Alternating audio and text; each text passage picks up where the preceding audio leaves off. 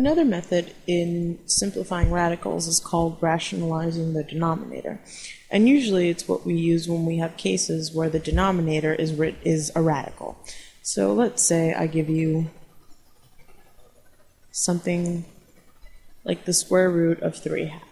Now remember, from property 2, we can write this as the square root of 3 over the square root of 2.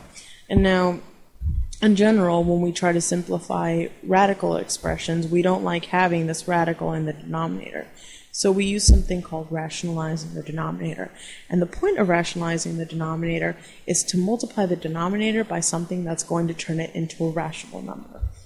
Now I want you to note that if you multiply square root of 2 by square root of 2, it's going to give you square root of 2 squared.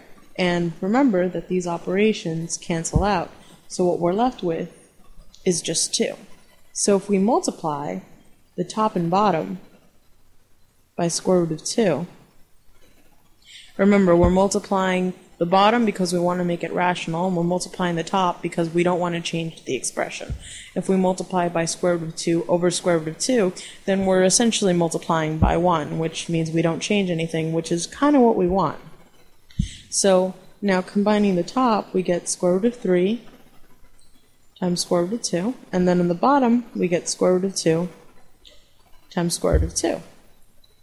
And now continuing on, using property 1 at the top, this is going to become square root of 3 times 2. And on the bottom, as we mentioned before, this is going to become square root of 2 squared. So finally, the top is going to become square root of 6, and the bottom, as we mentioned before right here, is just going to become 2.